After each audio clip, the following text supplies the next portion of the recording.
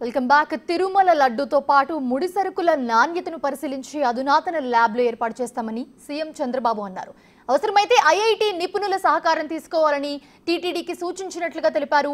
తిరుమలను తిరిగి పవిత్రమైన దివ్య క్షేత్రంగా తీర్చిదిద్దుతానని ముఖ్యమంత్రి చంద్రబాబు హామీ ఇచ్చారు. దాన్ని 90% తీసుకునే అవకాశం ఉంది. బయోడైవర్సిటీ కూడా ఫోకస్ చేయమన్నాను. అదే సమయంలో ఇక్కడ వాటర్ కన్జర్వేషన్ కూడా లాజికల్గా తీసుకోవాల్సిన అవసరం ఉంది. ఒకప్పుడు మెడిసినల్ ప్లాంట్స్ తీసుకొచ్చి పెట్టాం.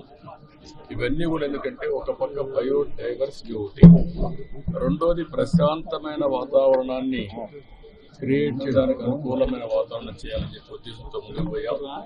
అది కూడా ఒకసారి మళ్ళా సమీక్ష చేశాను.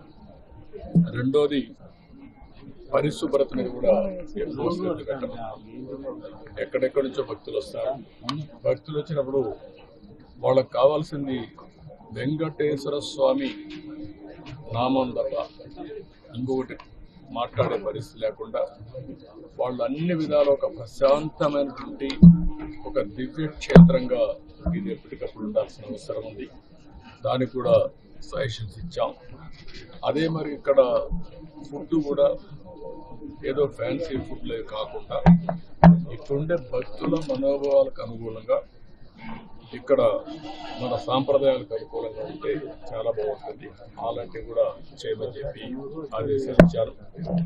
అదే మరి ఎండ్ టు ఎండ్ ఇవన్నీ కూడా ఒపీనియన్ కూడా తీసుకోవడం, భక్తుల మనోభావాల్ని గౌరవించడానికి ఏమేం చేయాలో అవన్నీ చేస్తాం.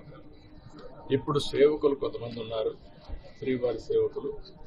వాళ్ళు కూడా ఎప్పుడో నేను ప్రవేశపెట్టాను. వాళ్ళు ఒక 15 లక్షల మంది అయ్యారు.